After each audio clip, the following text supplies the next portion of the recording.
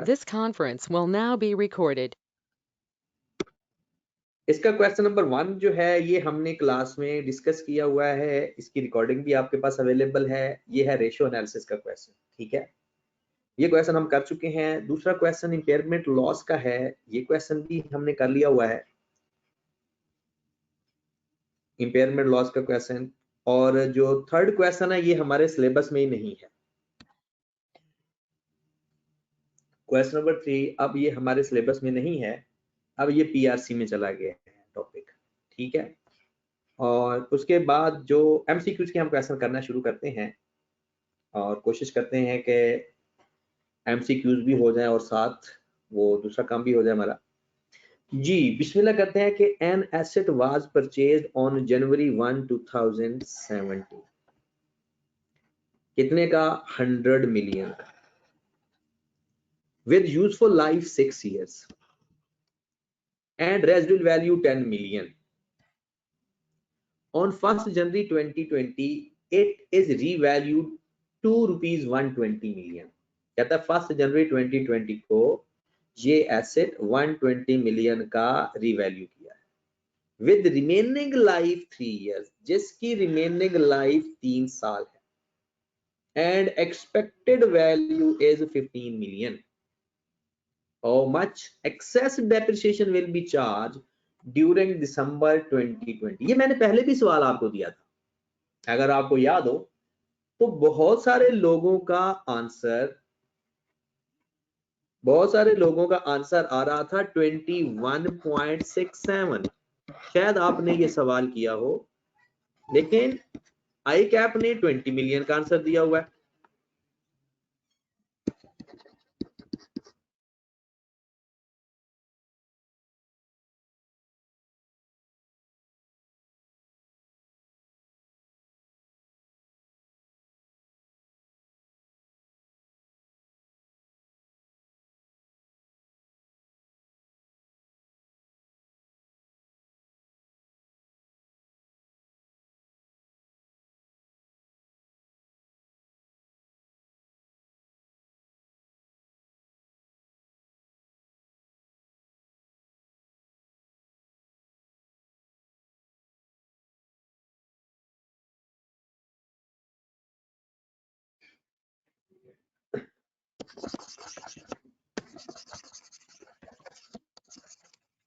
हाँ जी जनाब,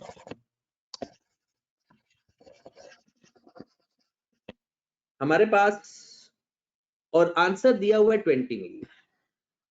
मेरे हिसाब से जो सही आंसर है वो 21.67 मिलियन ही है, ठीक है। बट मैं आपको ये भी बताऊंगा कि आई कैप ने 20 मिलियन को फाइंड कैसे किया, ये भी मैं आपको बताऊंगा। अब सवाल कर लेते हैं इसको।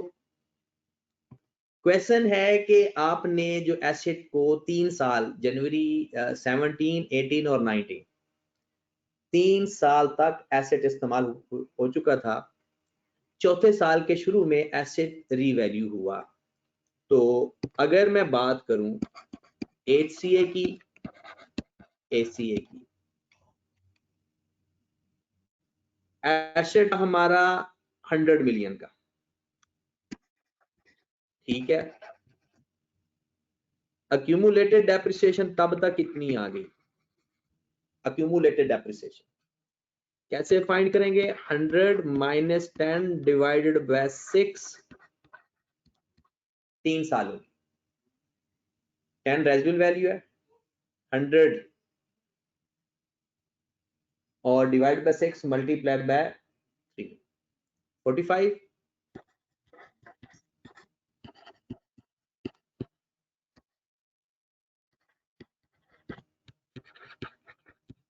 हमारे पास रिमेनिंग बैलेंस बच गया 55। ओके होगी बात। अब आप मुझे बताइएगा 1/1/20 की डेट आ गई, एसेट रीवैल्यू हुआ, एसेट रीवैल्यू होके 55 से 120 का हो गया, 55 से 120 का हो गया। Got it? अब उसने कहा कि उसकी जो रिमेनिंग लाइफ है वो 3 साल है और रेजिड्यूल वैल्यू भी चेंज हो गई है। रिमेनिंग लाइफ भी चेंज हो गई है, रेजिड्यूल वैल्यू भी चेंज हो गई है।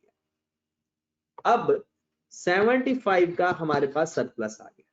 अब बेसिकली जो मैं पहले सवाल बता रहा हूं कि आई कैप ने किस तरह से 20 मिलियन निकाला है इसका, ठीक है, ये 65 है, ओके। चलें, अब आई कैप ने किस तरह से आंसर निकाला है? आई कैप ने अब 31 दिसंबर 20 को इसकी जो डेप्रिसिएशन फाइंड किया है ना वो 15 ही किया है, क्योंकि वो उसने हिस्टोरिकल 1 साल की 15 ही उसने रखी, ठीक है। हमारे हिसाब से जो डेप्रिसिएशन आनी थी 120 माइनस नई रेजिडुअल वैल्यू 15 मिलियन है, नई रेजिडुअल वैल्यू 15 मिलियन है, डिवाइडेड बाय 3, रिमेनिंग लाइफ 3 साल है, तो ये आ जाएगा 35। एक्सेस डेप्रिसिएशन आ गई जनाब 20। आई कैप ने इस तरीके से फाइंड किया। बट आप लोग परेशान हो जाते हो कि सर अगर हम यहां से -3 पे डिवाइड करते हैं तो 20 तो नहीं आ रहा, कि अगर हम 65 को 3 पे डिवाइड करते हैं वो तो 21.67 आता है। ये मसला क्यों खराब हुआ, हमारा बैलेंस बराबर क्यों नहीं आ रहा? तो उसकी रीजन सुनिएगा। आई कैप ने रेजिडुअल वैल्यू यहां पर चेंज नहीं की, हालांकि चेंज करते होते हैं, रेजिडुअल वैल्यू चेंज करते होते हैं, क्योंकि ये चेंज इन एस्टिमेशन भी है और चेंज इन एस्टिमेशन दोनों पर अप्लाई होता है।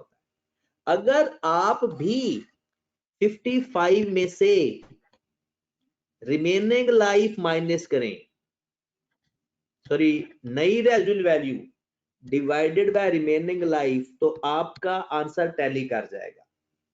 55 माइनस 15 डिवाइडेड बाय 3, 13.33।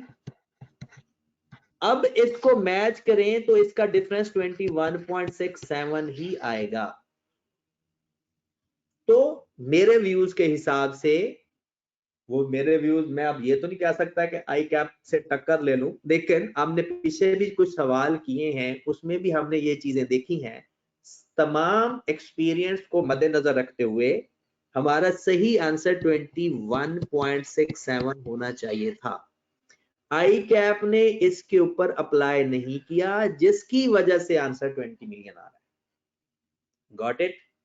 तो इसलिए यहां पर तो आप कह सकते हो कि आंसर 20 मिलियन है, और अगर 21.67 की ऑप्शन होती तो हम उसको ही कंसीडर करते। ओके होगी बात? चलें जी, क्वेश्चन नंबर 2 हमारे सिलेबस में नहीं है, ये कॉस्ट ऑफ प्रोडक्शन का है, इस पूरे को क्रॉस कर दें। क्वेश्चन नंबर 2 सिलेबस में नहीं है। तीसरे पे आ जाए। अब ये आसान सवाल है, मैं साथ साथ वो टॉपिक भी रिवाइज हो जाएगा और साथ साथ जिस एमसीक्यू से लिंक्ड चीजें आएंगी वो हम डिस्कस करते जाएंगे। कहते हैं when property plant and equipment stated as revalue, मतलब अगर आपका कॉस्ट मॉडल ना बल्कि रिवैल्यूएशन मॉडल हो, which of the following disclosure should be made. कहते हैं कौन सा डिस्क्लोजर होता है? 5 डिस्क्लोजर पढ़े हमने। पहला डिस्क्लोजर पढ़ा है कि इफेक्टिव डेट का पता होना चाहिए, ये मैं साथ साथ रिवाइज भी करवाता जा रहा हूं, ठीक है। पहला डिस्क्लोजर कौन सा पढ़ा है? रीवैल्यूएशन मॉडल के जो एडिशनल डिस्क्लोजर पढ़ाए थे मैंने आपको, वो जरा याद करो। एडिशनल डिस्क्लोजर आपके पास लिखे भी होंगे लेकिन शायद किसी ने ना पढ़े हो। पहली बात, इफेक्टिव डेट बताना जरूरी है कि जिस डेट को रिवैल्यूएशन हो रही है। इंडिपेंडेंट वैल्यूअर इन्वॉल्व है या नहीं।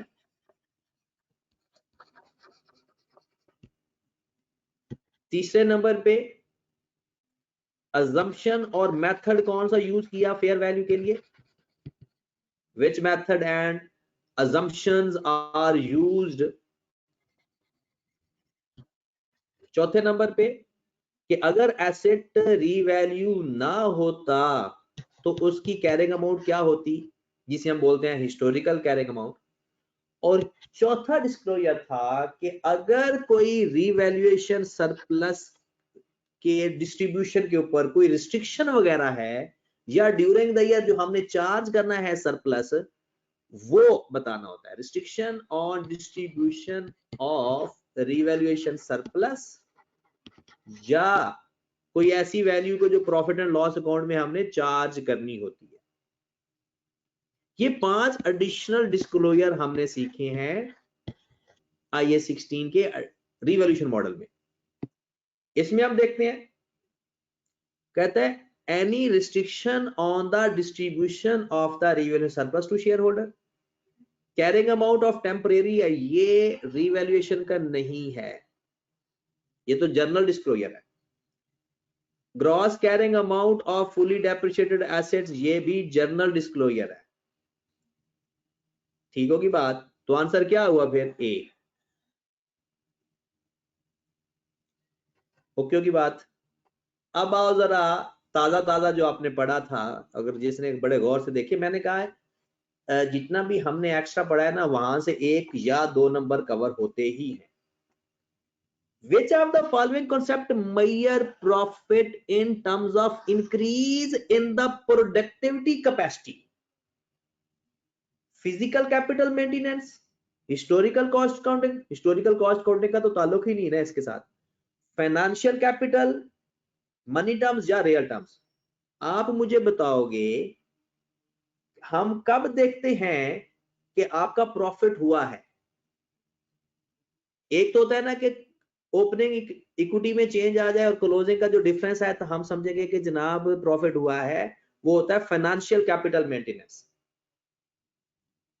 और एक हमने पढ़ा था कि अगर एक्चुअल में वॉल्यूम भी चेंज हो, सेल वॉल्यूम मतलब प्रोडक्टिविटी और कैपेसिटी भी बढ़े, तो तब हम समझेंगे कि वो फिजिकल कैपिटल मेंटेनेंस है। ये बात याद है आप लोगों को? ठीक है, देखिए 3 से 4 चीजें हमने पढ़ी। फिजिकल के अंदर कैसे पता चलता है? वॉल्यूम या प्रोडक्टिविटी इंक्रीज हो। ठीक होगी बात? फाइनेंशियल में 2 बातें पढ़ी, मनी टर्म, रियल टर्म। ये होता है कि जनाब अगर आपका जो टोटल फाइनेंशियल स्टेटमेंट में चेंज आई है ना, मतलब इन इक्विटी में चेंज आ गई, इक्विटी पहले से बढ़ गई, तो हम कहते हैं जी प्रॉफिट हो गया। इस इक्विटी में इन्फ्लेशन का इफेक्ट निकाल दें तो बात जाता है रियल टर्म्स। इन्फ्लेशन का इफेक्ट निकाल दें तो रियल, विद इन्फ्लेशन तो मनी टर्म। और अगर हमारी सेल्स भी पहले से ज्यादा हो रही है, ओवरऑल हमारी कैपेसिटी बढ़ गई है, बिजनेस का वॉल्यूम भी बढ़ा है, तो वो फिजिकल होगा। ओके होगी बात? और आपको ये याद होगा कि रियल टर्म्स के लिए जनरल इन्फ्लेशन लेते हैं और मनी टर्म्स और फिजिकल के लिए, फिजिकल कैपिटल मेंटेनेंस के लिए स्पेसिफिक इन्फ्लेशन लेते हैं। 5वें नंबर पर आ जाए, 1 नंबर का सवाल है ये, which of the following initial cost of investment property? याद होगा purchase price plus transaction cost, purchase price plus transaction cost. मतलब कोई भी जमीन है ना, इन्वेस्टमेंट प्रॉपर्टी, लैंड और बिल्डिंग है ना, क्या उसमें ऐड करेंगे? पहली बात cost incurred on opening ceremony. ये बात याद रखें, ये जो सेलिब्रेशन है ना, ये IAS 16 में भी ऐड नहीं होती तो IAS 40 में भी ऐड नहीं होती। वो कह देते हैं जनाब नया एसेट लिया उसके ऊपर पार्टी दे दी, तो कोई एसेट में ये ऐड नहीं होता। ऑपरेटिंग लॉसेस भी किसी में ऐड नहीं होते। ऑपरेटिंग लॉसेस चाहे IAS 16 है चाहे IAS 40 है। एबनॉर्मल वेस्टेज भी किसी जगह ऐड नहीं होगी। एबनॉर्मल वेस्टेज भी, नॉर्मल चीजें ऐड होती हैं, नॉर्मल जो छोटे मोटे, तो बाकी बात ही एक रह गई। प्रॉपर्टी ट्रांसफर टैक्स,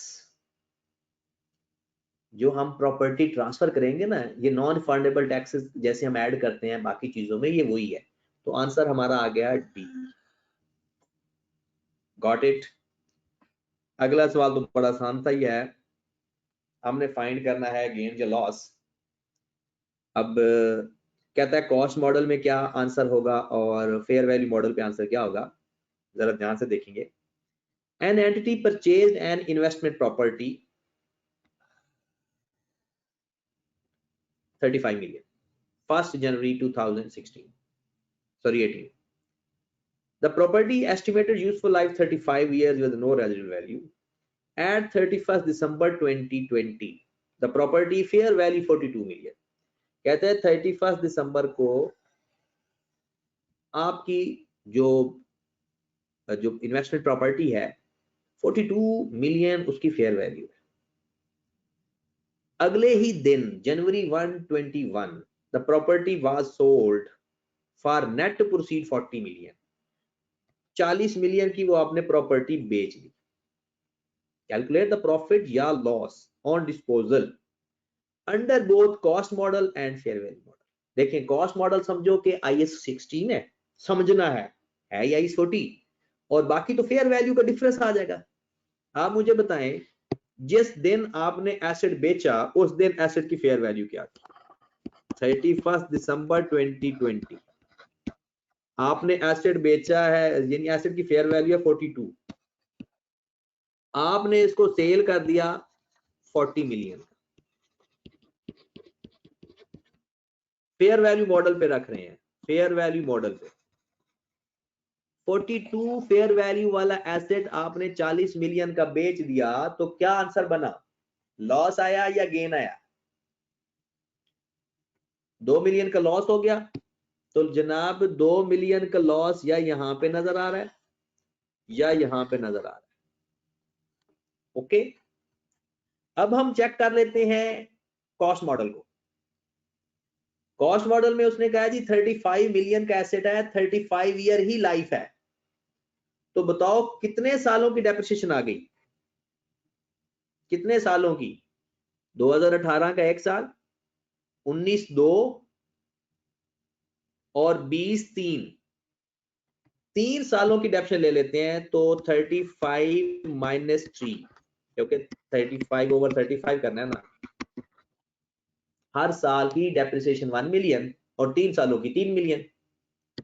एसेट बच गया 32 मिलियन का, that is a book value. और 32 मिलियन वाला एसेट आपने बेच दिया 40 मिलियन का, गेन है लॉस? गेन 8 मिलियन का, तो स्ट्रेट फॉरवर्ड से काम हो गया। हमारा आंसर क्या आ गया? B. Got it. Next, which of the following is not considered transaction with the owner? बता देता हूं मैं। Statement of changes in equity के अंदर ये सारी रिवाइज कर रहा हूं बातें, ताकि वो पिछला आपका टॉपिक भी साथ साथ रिवाइज हो जाए। Statement of changes in equity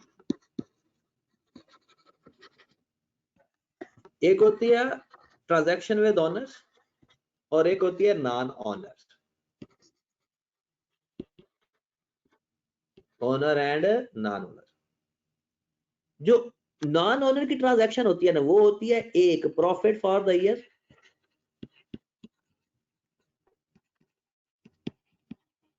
और दूसरी चीज होती है, दूसरे लफ्जों में रिटेन अर्निंग का जो बैलेंस होता है, और दूसरी चीज होती है जनाब रिवैल्यूएशन, क्योंकि उसका ओनर के साथ ताल्लुक नहीं है। बाकी जनाब शेयर कैपिटल की बात कर लो, शेयर प्रीमियम की बात कर लो, बोनस शेयर्स की बात कर लो, रिडेम्पशन की बात कर लो, राइट शेयर्स की बात कर लो, डिविडेंड का जिक्र कर लो, ये सारी की सारी ट्रांजैक्शन ऑनर की है। इसको बोलते हैं ट्रांजैक्शन विद ऑनर, क्योंकि ऑनर किसी के साथ ही इसका लेन देन हो रहा होता है। अब सवाल पढ़ते हैं, लिखा हुआ है कौन सी transaction with honour not considered, ये भी याद रखना है, not considered. Issuance of shares, ये ऑनर के साथ ट्रांजैक्शन है, ये किसके साथ है, ऑनर के साथ। इशुएंस ऑफ शेयर्स, ये भी वही ऑनर की बात हो गई। बोनस इशू, ये भी ऑनर की बात होगी। तो बच क्या गया, प्रॉफिट फॉर द ईयर या रिवैल्यूएशन सरप्लस, ये ऑनर के साथ ट्रांजैक्शन नहीं होती। थ्योरी को भी एक नजर पढ़ लेना, लाजमी पढ़ना, इसमें हर बात आपको मिल जाएगी। कहते हो तो मैं असाइनमेंट खोल के आपको अंडरलाइन भी ये एमसीक्यूज करवा देता हूं कि किस किस लाइन से उसने एमसीक्यूज उठाए हुए हैं। Next, which two of the following factors could cause the company's gross profit percentage on sale above the expected level? कहता है कौन कौन से फैक्टर हैं जो कंपनीज के ग्रॉस प्रॉफिट की परसेंटेज ऑन सेल है to be above the expected level, यानी आपका ग्रॉस प्रॉफिट ज्यादा नजर आए। ओवर स्टेटमेंट ऑफ इन्वेंट्री, पहला तो यही आंसर है। वजह, क्लोजिंग स्टॉक ज्यादा कर दो प्रॉफिट बढ़ जाता है, क्लोजिंग स्टॉक ज्यादा कर दो प्रॉफिट बढ़ जाता है, क्लोजिंग स्टॉक कम कर दो प्रॉफिट कम हो जाता है। तो इसका मतलब है क्लोजिंग स्टॉक के बढ़ने से ग्रॉस प्रॉफिट बढ़ जाएगा, उसकी परसेंटेज भी बढ़ गई। सेल्स वर हायर देन एक्सपेक्टेड, कहते हैं जो सेल्स हैं वो ज्यादा हो जाएं। अगली बात भी पढ़ लेते, फिर दोनों को इकट्ठा डिस्कस करते हैं। कहता है inclusion of disposal proceed of non current assets in sales, कहता है कि ये तो दोनों के दोनों कि अब वो कहता है कि आपने ना डिस्पोजल की जो वैल्यू है ना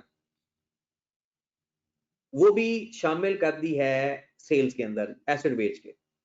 decrease in carriage charges borne by the companies on goods send to the customer, कहता है कि जनाब जो तीसरी चीज है ना कि decrease in carriage charges borne by the company, और ये तो आएगी नहीं, लास्ट तो है ही, वो इसमें शामिल ही नहीं हो सकता।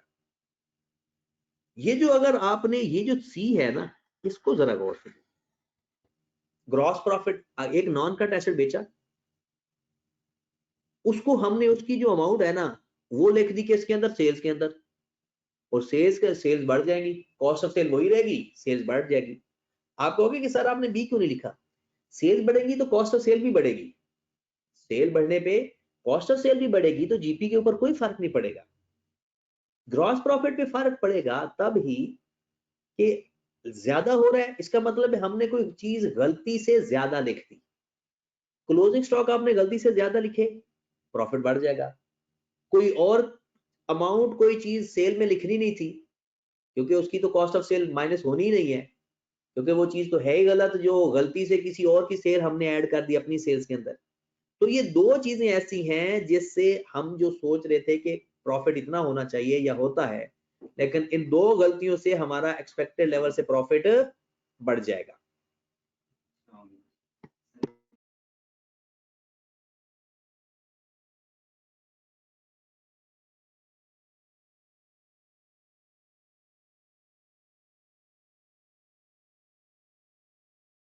क्लियर होगी बात?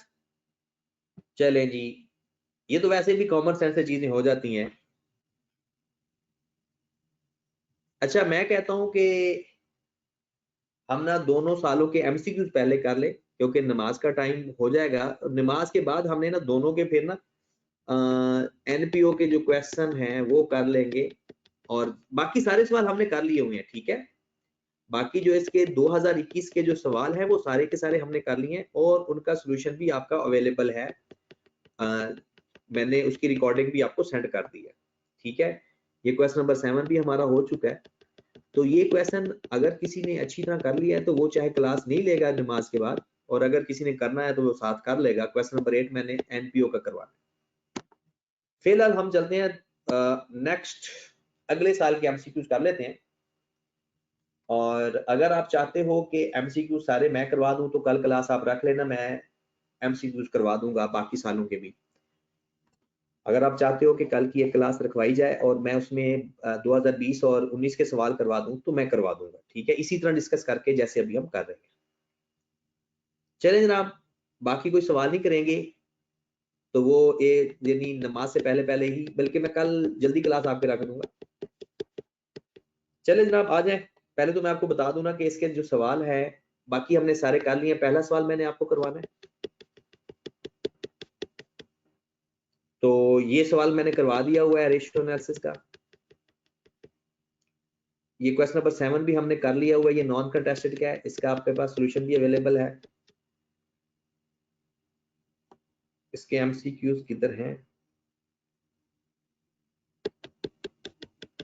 ये तो लास्ट क्वेश्चन में पहुंच गए हम। हाँ ये, चले जी आ जाओ जरा। पहला लिखा हुआ है, which of the following future cash flows should not included in the calculation of value and use. अब मैं आपको बताने लगा हूं और एक बात याद रख,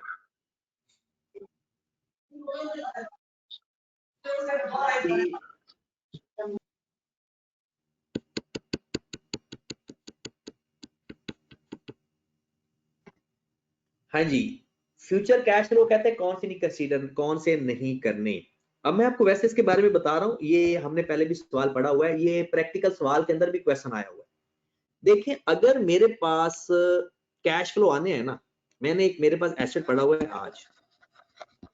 आज है 2018 और मैं कहता हूँ कि 2019 में, 2020 में, 2021 में एक्सपेक्ट करता हूँ कि कैश फ्लो कितने आएंगे जी, 100,000 के, 200 के, 300 के सपोज कर रहा हूं, और ये एसेट की है करंट सिचुएशन। आज जो एसेट जिस हालत में है ना, एसेट की करंट पोजीशन या करंट सिचुएशन, इसको देख के मैंने कहा कि ये इसके कैश फ्लो है, ये सारे इस्तेमाल होंगे वैल्यू एंड यूज में। अब मैं आज ही 2018 पे खड़ा हूं, मैं कहता हूं कि 2020 के अंदर मैं कोई यानी इसके ऊपर कोई खर्चा करूंगा, कोई एक्सपेंस करूंगा, कोई इसकी वैल्यू एडिशन करूंगा, मतलब इसके अंदर कोई खर्चा करने से इसके जो कैश फ्लो है बढ़ जाएंगे। तो इसका मतलब है आप इसकी करंट पोजीशन को देखकर कैश फ्लो देख रहे हो या कोई और पोजीशन बना रहे हो अपने एसेट की, अपने एसेट की पोजीशन पहले से बेहतर कर रहे हो।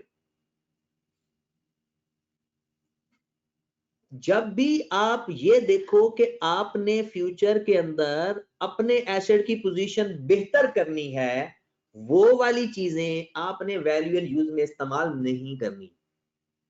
एक सवाल हमने किया इसका कि वो उसने कहा कि 2019 में या 20 में उसने फलां खर्चा करना है, उससे उसका कैश फ्लो इतना बढ़ जाएगा। वो ना खर्चा लेना है ना उसका कैश फ्लो लेना है, हमने कैश फ्लो किस कौन सा लेना है, आज जिस हालत में एसेट है उसी हालत में जो उसके कैश फ्लो आएंगे वही इस्तेमाल होंगे इंपेयरमेंट टेस्ट के अंदर। अगर फ्यूचर में आप लोगों को समझ में आ जाए कि उसने कोई फ्यूचर में खर्चा करना है एसेट के ऊपर, उसकी कोई रिपेयर एंड मेंटेनेंस करवानी है जिससे उसके कैश फ्लो इंप्रूव हो जाएंगे, वैल्यू एंड यूज में वो कैश फ्लो हमने इग्नोर कर देने। बात क्लियर हुई? अब इस सवाल को समझते हैं। Excuse me sir. जी सर वो एक क्वेश्चन है यानी कि असाइनमेंट में है, तो उसमें उन्होंने लिखा हुआ है कि लाइक तकरीबन 10 साल हैं वैल्यू यूज के, और उसमें यानी कि 5वें साल में ना एक मेंटेनेंस करवानी है यानी कि रिपेयर मेंटेनेंस, जो कि यानी कि उन्होंने बताया नहीं है कि उसे एनहेंस हो गया यानी कि उसकी वैल्यू या लाइफ वगैरह कुछ भी नहीं बताया, तो उसका क्या करेंगे? वो आउटफ्लो होगा हमारा, जो रूटीन की रिपेयर एंड मेंटेनेंस करवानी है ना एसेट की रूटीन में, वो हमारा आउटफ्लो होगा और वो माइनस करेंगे, नेट कर देंगे इनफ्लो में से। अगर okay routine sir. Repair and maintenance चलती है वो एक्स्ट्रा काम करेंगे तो वो नहीं होगा। अब देखते हैं इसका आंसर कौन सा मैच करता है। पहला है cash flow on the maintenance, ये आपका सवाल भी आ गया, cash flow on maintenance to the asset, ये नॉर्मल मेंटेनेंस है, ठीक है। अब आगे देखें जरा, cash flow on enhancing the assets performance, ये नहीं है हमारा। जो एसेट्स की परफॉर्मेंस एनहांस करने के लिए खर्च करते हैं ना, वो हम cash flow value and use में नहीं लेते, याद रख ले। ये सवाल पेपर में भी आया हुआ है, प्रैक्टिकल सवाल भी आई है, प्रैक्टिकल सवाल में भी ये बात डिस्कस हुई है, ठीक है। फिर लिखा हुआ cash flow from continue use of the assets या cash flow from disposal of the assets, हमने ये दो तीनों ये वैल्यू एंड यूज में इस्तेमाल होते हैं। सिर्फ बी जो है वो कैश फ्लो में इस्तेमाल नहीं होता, और उसने भी बड़ा बोल्ड करके लिखा है, कहता है कि बताओ कौन सा कैश फ्लो है जो कि वैल्यू एंड यूज में हमने इस्तेमाल नहीं करना। नॉर्मल रूटीन के इनफ्लो आउटफ्लो जो हैं वो नॉर्मल रूटीन वाले, या उसकी रेजिडुअल वैल्यू या उसकी डिस्पोजल वैल्यू साल के एंड पे वो कैश इनफ्लो होते हैं। डन होगी बात। चलो जनाब आगे फिर वही सवाल इंपेयरमेंट का ही आ गया, दो सवाल उसने इंपेयरमेंट से पूछ लिए। When an impairment review is carried out, an impairment asset is measured at, कहता है जब इंपेयरमेंट रिव्यू आपने किया तो बताओ एसेट किस पे कैरी होगा। Number 1 fair value less cost to sell, value and use, original cost, या रिकवरेबल अमाउंट। जी जनाब, एग्जांपल के साथ ले चलूंगा मैं आपको, फिर ही आप सही बता पाओगे। जी आप कौन कौन सी चीजों को हम कंपेयर करते हैं, कैरिंग अमाउंट और रिकवरेबल अमाउंट को, ऐसा ही है। सपोज दैट ये 100 है और ये 80 है। जब इंपेयर टेस्ट होता है, जब इंपेयर हो जाए, ऐसा ही होगा कि हमारी कैरिंग अमाउंट एक्सीड कर जाए रिकवरेबल अमाउंट से। 20 का इंपेयरमेंट हो गया, हम फर्दर एसेट में इसमें से 20 माइनस कर देते हैं, तो हमारा एसेट कितने का बच जाता है, 80 का। याद रखें कि जब हमारे पास एसेट इंपेयर हो जाए तो फिर हम रिकवरेबल अमाउंट से आगे एसेट को कैरी करते हैं, बुक वैल्यू पे नहीं। और इंटरेस्टिंग बात यह है, इसमें तो जो उसने तीनों बताए हैं, इन तीनों में तो वैसे नहीं रखते, इसमें तो कैरिंग अमाउंट बताई नहीं उसने। हम लिखते होते हैं lower of carrying amount and recoverable amount, lower of carrying amount and recoverable amount. तो रिकवरेबल अमाउंट गिवन है, तो इसका आंसर डी है। 5वें नंबर पे आ जाए। जी जनाब जरा ध्यान से देखना, ये which of the following would be external indicator. अगर आप देखें तो मुझे लगता है उसने सिर्फ इंपेयरमेंट को पकड़ लिया। एमसीक्यूज देखें जरा, तीसरा सवाल आ गया, external indicator that an asset of an entity may be impaired. हाँ जी जरा खुद ही पढ़ के बताओ।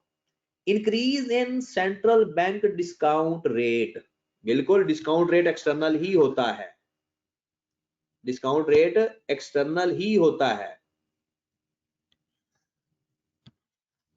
हाँ जी, उसके बाद decline in the economic performance of an asset, और जो परफॉर्मेंस एसेट की डिक्लाइन हो जाए, ये इंटरनल है एक्सटर्नल है। एसेट की परफॉर्मेंस कम हो जाए इंटरनल, फिजिकल एसेट डैमेज हो जाए वो भी internal, future restructuring plan of an asset है वो भी इंटरनल। तो जब रेट चेंज हो जाए, टेक्नोलॉजी चेंज हो जाए, लॉ एंड रेगुलेशन चेंज हो जाए, ये सारे एक्सटर्नल होते हैं। तो इसका आंसर होगा मेरे भाई ए। गॉट इट जी। चौथे नंबर पे आ जाएं। Which of the following is not measurement base और फॉर द एसेट। जी वो कहता है जो कंसेप्चुअल फ्रेमवर्क में कौन सी चीज है जो मेजरमेंट बेस में इस्तेमाल नहीं होती। Value and use, current cost, fair value, fulfilment value. एलो, और जो अजीब से नाम नजर आए वही आंसर लिख दे। फुलफिलमेंट वैल्यू है तो हमने कहीं पढ़ा ही नहीं है। वैल्यू इन यूज भी पढ़ा है, करंट कॉस्ट भी पढ़ा है और फेयर वैल्यू भी पढ़ा है। और इंटरेस्टिंग बात बताऊं, ये तीनों एक ही जगह पर इस्तेमाल होती है। करंट कॉस्ट में वैल्यू इन यूज और फेयर वैल्यू इस्तेमाल होती है करंट वैल्यू के अंदर। और एक और चीज भी है, चौथी चीज, वो क्या है? मेजरमेंट बेस में चौथी चीज क्या है? मेजरमेंट बेस में चौथी चीज क्या है?